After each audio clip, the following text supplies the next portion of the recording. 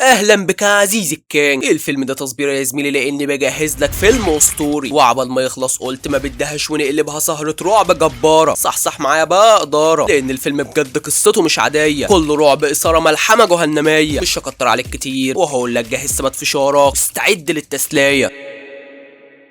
وبيبدأ الفيلم بمندوب الشحن ده بيروح يوصل طرد للبيت ده، والام بتقول لبنتها قومي يا بنتي افتحي الباب. وبص يا ابو الصحاب انا هسمي بنتها تريني ومش هقول اسمها الحقيقي وكده احسن، اتفقنا؟ ايه المهم ان تريني دي قاعده على كرسي لان عندها شلل نصفي. بتفتح الباب والعامل بيقول لها مش ده بيت الاستاذه ساره؟ بتقول له مظبوط، وانا بنتها واستلم الطرد مكانها. بيقول لها خلاص تمام خد امضي. ايه ده، هو انت تريني؟ انا كنت معاكي في جامعه سيتي وبالاماره انت كنت في قسم علم النفس. بتقول له مظبوط. بيقول لها لا بس ايه الحلاوه دي، اكيد هشوفك تاني سلام. بتضحك وهو بيسيبها وبيمشي. بتقول له ما هو كان بيعاكسني صح؟ تقول لها ما تكبريش الموضوع يا حبيبتي، تلاقيه كان بيجاملك مش اكتر. بصي انا اسفه مش قصدي اضايقك، ولكن مش عاوزاكي تتعلقي بحبال دايبه وتعشمي نفسك على الفاضي. بتقول لها طب خدي الصندوق بتاعك وبطلي تطلبي اوردرات من على النت. فبتقول لها وحياة سيدي اللبلوي بقالي 3 اسابيع ما طلبتش حاجه، والطرد ده ممكن يكون جاي لي من واحد من معجبيني. بتفتح الطرد، ايه اللي بيكون فيه ايه؟ الدميه تشاكي. الست بتستغرب وتريني بتقول لها سيبيه اكيد حفيدتك هتحبه، ولكن الست بتروح ترميه في الزباله. وعلى بالليل البيت بيكون هادي، ومره واحده الست بتصرخ. تريني تصحى على صوتها وبتقول لها انت كويسه يا اما؟ بتروح لها الاوضه بتاعتها ولكنها مش بتلاقيها. بتنزل في الاسانسير بتاع البيت، والاسانسير ده معمول مخصص ليها هي يا زميلي بسبب حالتها. المهم انها بتنزل تحت وبتنصدم لما بتشوف امها مقتوله قدامها. على طول بتبلغ الشرطه، ولكن انا وانت عارفين مين سبب الجريمه دي. المهم ان الشرطه بتحضر وبيحققوا في اللي حصل، وبيقولوا انها انتحرت. وبعد شويه بتوصل برب اخت تريني بتترمي في حضنها وبتفضل تعيط، وبتقول لها الشرطه بتقول ان امك انتحرت، انا مش عارفه هي ازاي تعمل كده في نفسها. فبتقول لها دي يا حبيبتي ده القس فرانك. بتقول له اهلا وسهلا. اختها بتقول لها جبته يهون عليكي. وبعد شويه بيوصل ايان جوز اختها وبيكون مع بنته اللي هي بنت اختها يعني، وكمان المربيه جيل. تريني بتفرح بوجودهم جنبها، ولكن بنت اختها بتقول لها هي تيتا راحت الجنه، ما بتعرفش ترد عليها. فبتغير الموضوع وبتقول لها انا جايبه لك هديه حلوه. بتبص على تشاكي ولكنها مش بتلاقيه. بتستغرب بس بتعدي الموضوع. البنت بتقول لامها انا عاوز ادخل الحمام، وفعلا بتبعتها الحمام مع المربيه، والاب بيقف معاها وبيستنى بنته على الباب، وبيقول للمربيه هموت واعرف يا بنتي يا جيل ليه مراتي بتديكي 400 دولار في الاسبوع، ده انا ما بقبضش كده. بتقول له خلاص يا عم اشتغل مربيه اطفال. البنت بتكون جوه في الحمام وبتحس بحد ورا الستاره. بتروح تشوف مين الحد ده، والحد ده بيكون تشاكي. بيحرك ايده وساعتها البنت بتصرخ. ابوها بيتخض وبيفتح الباب، ولكن بيلاقيها شايله تشاكي وبتضحك.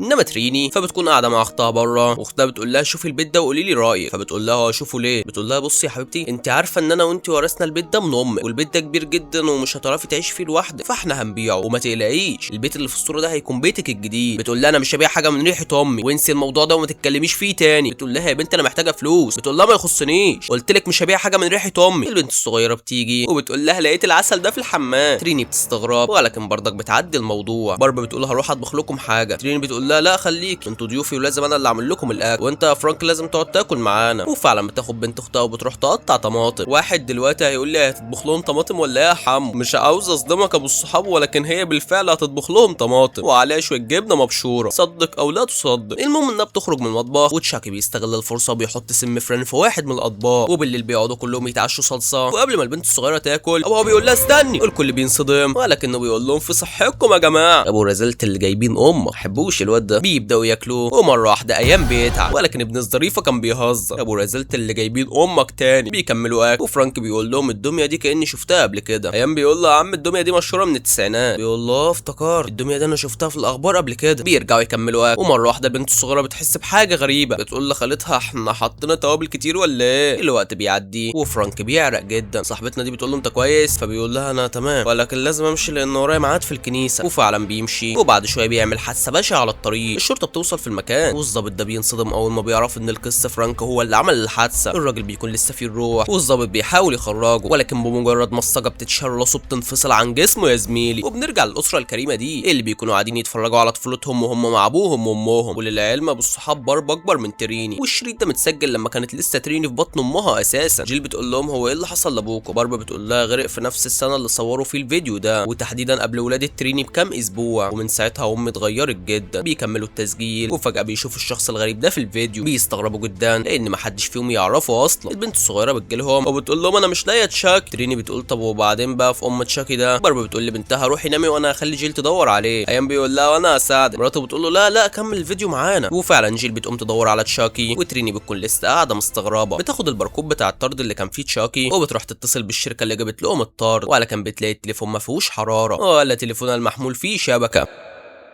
وفي الوقت ده جيل بتكون قلب الدنيا على تشاكي وبتدخل تدور عليه في الحمام، وفجأة بتلاقي الستارة بتتحرك. بتروح تفتح الستارة ولكن ما بتلاقيش حاجة، وفجأة الشباك ده بيتفتح مع صوت البرق بيرعبها. بتطنش اللي حصل وبتدخل المطبخ، وفجأة باربي بتجيلها وبتقول لها محتاجة مساعدة. وللعلم الاتنين دول مش تمام وبينهم علاقة. وبص ابو الصحاب انا ما كنتش عايز اقول لك على حاجة مقرفة زي دي، ولا اصلا في ملخصاتي بقول على حاجة زي دي، ولكن للاسف الشديد يعني معلومة زي دي محتاجينها بعدين. المهم ان في الوقت ده تريني بتلاقي تشاكي جنب ايان، وساعتها بتبدأ تتأكد ان الدمية دي ملعونة. ايام بيصحى فبتقول له رجعه لبنتك بقى عشان تفرح بيه. اقول لك هاته يا عم انا هديهولها. بتاخده وبتطلع في الاسانسير، ولكن هو الاسانسير طالع النور بيقطع، وفجأة تريني بتسمع صوت سكينة، ومرة واحدة النور بيجي وبتلاقي تشاكي باصص لها. بتتخض وبتخرج من الاسانسير بسرعة وبتديه لبنت اختها بتيجي، والبنت بتقول لخالتها ما تلعبي معايا. امها بتقول لها لا خالتك تعبانة. تريني بتقول لها انا مش تعبانة، فبتقول لها بس يا حبيبتي ما تتعبيش نفسك انت شغالة من الصبح. بتدخل بنتها تنام، وتريني بتقول لها يا ريت تبطلي المعاملة اللي بتعامليها لي دي، مش معنى اني قاعدة على كرسي فاني عاجزة. بتقول لها يا حبيبتي انا خايفة عليكي مش اكتر، وبعدين ما تنسيش ان الدكتور قال ان كتر الحركه غلط عليك. فبتقول لها بقول لك ايه محدش هيخاف عليا اكتر مني. البنت بترجع لهم تاني وبتقول لتريني ايه الدم اللي على رجلك ده؟ بتبص على رجليها وبتلاقيها متعوره بالسكينه. ولو ما تعرفش ابو الصحاب فاللي زي حالتها كده وعنده شلل بعيد عننا وعن السامعين يعني، فالجزء المشلول في جسمه هو ما بيحسش بيه نهائي. اتعور بقى اتحرق اي حاجه من دي ما بيحسش بيها، عشان كده هي ما حستش اتعورت امتى. ولكن انا وانت عارفين ان تشاكي قام بالواجب في الاسانسير. المهم ان اختها بتروح تنيم بنتها، وبنتها بتقول لها ماما هو انا هموت؟ فبتقول لها لا طبعا يا حبيبتي مين اللي قال لك كده؟ بتقول لها طب ما جدتي ماتت وتشاكي بيقول ان كلنا هنموت. بتقول لها تشاكي برضك؟ فبتقول لها والله تشاكي هو اللي قال كده. بتقلق وبتقول لها طب نامي يا حبيبتي. وفي الوقت ده تريني بتكون بتتواصل مع شركه الشحن عشان تعرف الطرد ده جالها منين. الموظفه بتقول لها الطرد ده جالك من مخزن الادله، وفجاه الشبكه بتقطع. تريني بتكون مصدومه لان مخزن الادله ده معروف انه يخص الحكومه اصلا. المهم ان بنت اختها بتكون خايفه وهي نايمه لوحدها، وبتاخد تشاكي وبتنزل تحت الملايه. بتقول له انا خايفه جدا. بيقول لها انت فعلا لازم تخافي. وفي نفس اللحظه تريني بتدخل عليها ولكن بتلاقيها نايمه وكل حاجه تمام. جيل بتجيلها وبتقول لها واضح ان بنت اختك متعلقه بالدميه دي. فبتقول لها معاكي حق، بس الغريبه ان انا اتصلت بشركه التوصيل اللي جابت تشاكي وقالوا لي ان تشاكي جالهم من مستودع الادله. بتقول لها قصدك الادله الجنائيه؟ فبتقول لها مش عارفه. بتقول لها حتى لو جاي من عند عيله مانسون مش مهم، المهم انه مخليها مبسوطه. هسيبك انا بقى عشان انام. وفعلا بتسيبها ولكن بدل ما بتنام بتدخل ترن على بار. تريني بتسيبها وبتروح تبحث عن تشاكي على الانترنت، وبتلاقي خبر بعنوان جريمه شيكاغو الثلاثيه. الجريمه دي حصلت يوم الخميس 29 من كانون الاول. الكلام ده كان سنه 1988، ومكتوب في القضيه ان الدميه تشاكي ملعونه والطفل بنفسه هو اللي قال عليها كده. تريني بتكمل قرايه وبتشوف اسم باركلي. بتكمل قرايه برضه، وفي الوقت ده تشاكي بيفوق وبيدلق ميه تحت رجلين جيل وبيخلي الميه تروح على الكهرباء، وساعتها البنت بتتفحم وقتي. وطبعا انا مش هوريك اي منظر من ده يا زميلي، ولكن في نفس الوقت بيظهر صوره الشخص ده لتريني. تريني بتنصدم لان ده نفس الشخص اللي شافته في شريط الفيديو. وفي نفس اللحظه دي باربي بتتضايق عشان النور قطع، وبسبب كده مكالمه الفيديو بتاعتها هي وجيل فصلت. فبتقرر تروح لها على الاوضه. جوزها بيقول لها انت رايحه فين؟ بتقول له هروح اطمن على بنتنا. بيقول لها بنتنا برضه ولا راح تطمني على جيل؟ اوعي تفتكريني مش عارف، انت اللي كشفتي نفسك بنفسك. هو في واحده هتدي $400 في الاسبوع لمربيه؟ انا شاكك فيكي من بدري وفاضل لي بس اني اتاكد، ولو اتاكدت اقسم لك لاخد منك بنتك وما هخليك تشوفيها تاني، وما تقلقيش هتاكد. اصل انا حطيت كاميرا في الدميه تشاكي. بتتعصب وبتقول له انا مش هسمح لك انك تاخد مني بنتي. بتفضل ترغيه، فبيحط السماعات في ودنه لانه مش ناقص هاري. وفي الوقت ده الظابط اللي كان بيحب فرانك وزعل عليه لما مات بيكون لسه شغال تدوير في الموضوع. صاحبه بيكلمه وبيعرفه ان فرانك كان عنده واحده امها ماتت النهارده. بياخد منه عنوان البيت وبيتحرك على هناك.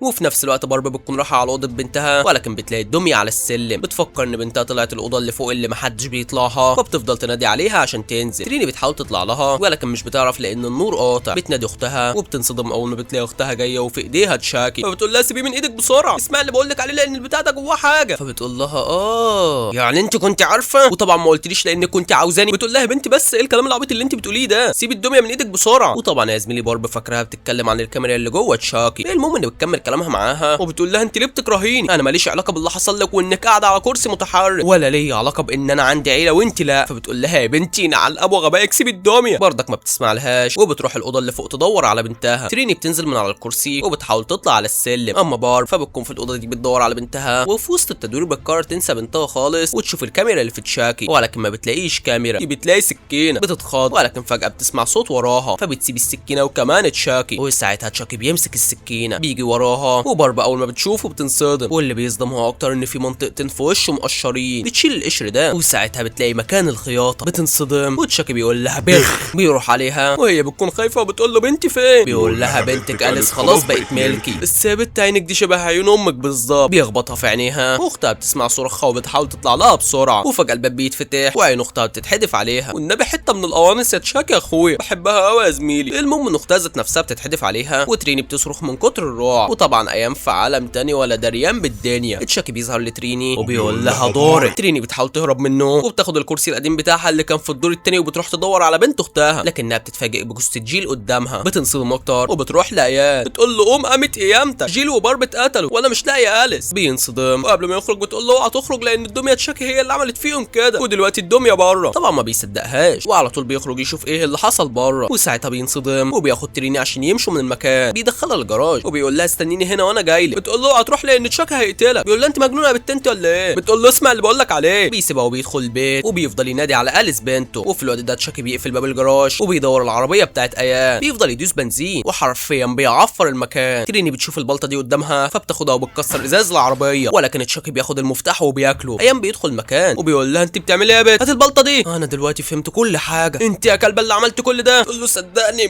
مش انا. ما بتكملش الكلمه لانها تعبت جدا وبتكون محتاجه تاخد حقنه الدكتور كاتبها لها. تقول لها ايان اديني الحقنه بسرعه ارجوك محتاجه الجرعه. ما بيرضاش يديها الحقنه وهي من التعب بيغمى عليها، وبعد شويه بتفوق وبتلاقي ايان رابطها وبيقول لها عملتي ايه في بنتي؟ انطقي. تقول له صدقني مش انا. بيكتم بقها وبيقول لها انا هعرف كل حاجه دلوقتي. بيشغل الكاميرات اللي حاططها في تشاكي وساعتها بيشوف كل اللي تشاكي عمله، وكمان لما خبى بنته في السرداب بينصدم وبيشغل كاميرا البث المباشر وبيلاقي تشاكي داخل عليه. تريني بتفضل تصرخ والغبي بياخد باله متاخر. تشاكي بيخبطه بالكرسي بتاع تريني بينزله على الارض، بيروح عليه بالبلطه، والغريب ان الواد بيكون مغمى عليه من خبطه الكرسي. استنى ايه انا من عالم بتاكل صلصه. المهم ان تشاكي بيخلص عليه وبيروح على تريني بيخبطها بالبلطه في رجليها. طبعا ما بتحسش بالخبطه وبتقوم تديله، بتطير راسه بالبلطه وبتروح تربط رجليها، ولكن تشاكي بيفوق وبيركب راسه بيروح يسحبها بالكرسي وعلى طول بيقلبها من الدور التاني. بتنزل متدشمله وهو بينزل وراها. تقول له انت تشارلز مش كده؟ بيقول لها اصحابي بيقولوا لي يا تشاكي. بتقول له انت ميت اصلا، ليه اخترتنا احنا؟ ليه بتاذينا؟ بيقول لها يا امك ما جابتش سيرتي قدامكم قبل كده ولا ايه؟ انا صديق قديم لعيلتكم. بيفتكر زمان لما المصور صاحبه عرفه على عيله تريني. تشارلز بيبص لبار وبيقول البت دي عينها شبه عينين امها. وبعد اليوم ده ما عداش كتير وكان جثاره غرقان. تشارلز حضر العزاء، ولكن الغريب انه كان مبسوط، وبعدها خطف ساره. بيجي لها وبيقول لها ايه رايك في الورد ده؟ عارفه انا ليه كل شويه بغيب عنك وبجيب لك الورد ده؟ لان ده مش موسم الورد ده اصلا، فانك تجيبيه حاجه صعبه جدا، بس الغالي للغالي مش كده ولا ايه؟ هسيبك انا بقى عشان اروح اجيب حبيبه قلبنا بارب واجي. بتقول له لا قصدي يعني خليك معايا شويه. بيقول لها يا حبيبتي ما انا معاكي طول اليوم، نجيب حبيبتنا بقى تقعد معانا، ولا انت مش عايزاها تقعد معايا؟ بتقول له انا عاوزاك تبعد عنها. بيقول لها معنى كده انك لما تولدي هتخلي بنتك التانيه ما تقعدش معايا برضه؟ لا انا كده ازعل، وانا لو زعلت هزعلك، انا رايح اجيب بارب. بتقول له ارجوك لا. وفجاه بيسمع سرينه الشرطه. بيقول الله يا عديله يا خاينه بلغت عني ليه؟ عاوزه تدمري عيلتنا؟ بتقول له انت اللي دمرت عيلتي اتفوق. بيقول لها لازم تتعاقبي على خيانتك، والكلب خبطها بالسكينه في بطنها يا زميلي. تريني بتقول له انا دلوقتي فهمت، انت يا كلب السبب في الحاله اللي انا اتولدت بيها دي. بيقول لها لا انت وامك السبب في اللي انا فيه دلوقتي. اللي حصل ان الشرطه طردتني وضربوني بالنار، وساعتها انا وقعت في محل العاب تشاكي، وساعتها برضو عرفت الطريقه اللي اقدر بيها انتقم، وقلت تعويذه على واحده من الدمى، وساعتها حصل روحي انتقلت للدميه. الموضوع خد مني 25 سنه لحد ما رجعت وانتقمت من امي، بس ما تقلقيش يعني في ال 25 سنه دول انا سليت نفسي بعيله باركلي وكناكايل وتيلي، ولكن عيلتك انت هي اكتر عيله كنت فرحان وانا بعذبها، ودلوقتي ما تبقاش غيرك في العيله. بس تصدق انت بتفكريني باللي اسمه اندي باركلي. تقول له طب وانت قتلته بقى؟ بيقول لها لا انا بس حرمته من طفولته زي ما عملت معاكي من 25 سنه. هي دي عيشه اللي انت عايشاها مشاها دي؟ بتقول له ده بيتهيألك، انت بيتهيألك حاجات كتير، وانا عارفه اصلا انك ما قتلتش اندي، ده مرض اسمه القلق الحاد، اكتر الناس اللي بيتصابوا بيه هم الرجاله. فبيقول لها انا هقتلك بالبطيء. وفي الوقت ده النور بيجي، فبتجري على الاسانسير بسرعه بتحاول تقفله، ولكن تشاكي بيشرح ايديها بالسكينه، بتدوس على نفسها وبتاخد منه السكينه، وبتقول له لو قربت اشرمحك. بيقرب وبيفضل يبهدل فيها، ولكنها بتنكته بالسكينه في ظهره، بتفتكره مات ولكنه بيكون لسه عايش.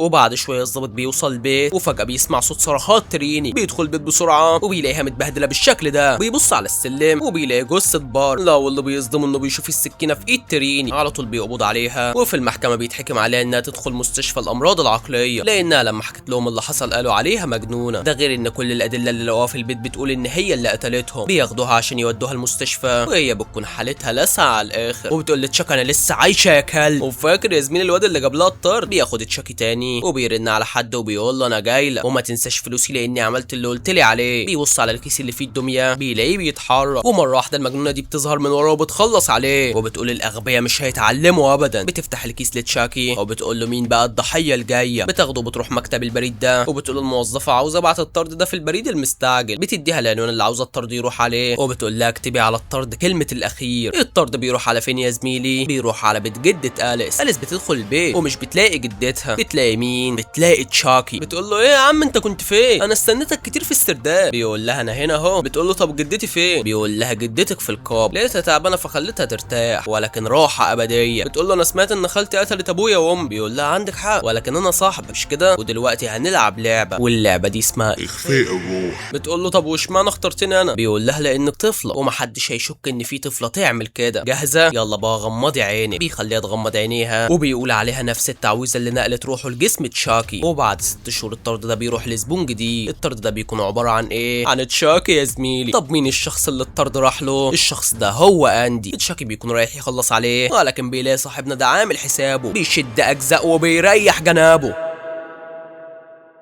وهنا بينتهي الفيلم. اتمنى يا زميلي تكون استمتعت معايا، وتنزل في الكومنتات تقول لي تلخيصك حكايه، وتشترك في القناه وتفعل زر الجرس عشان يجيلك اشعار باي فيديو ينزل هنا. وخش على قنواتي اللي في الوصف هتلاقي عليها شغل فاخر وده وعد يا عمنا. واستنى الفيديو الجاي لانه هيكون اسطوره وربنا. ولو حبيت تشاكي قول لي عشان انزل لك باقي اجزاء سواء القديمه او الجديده. والى اللقاء مع كل جديد. سالم.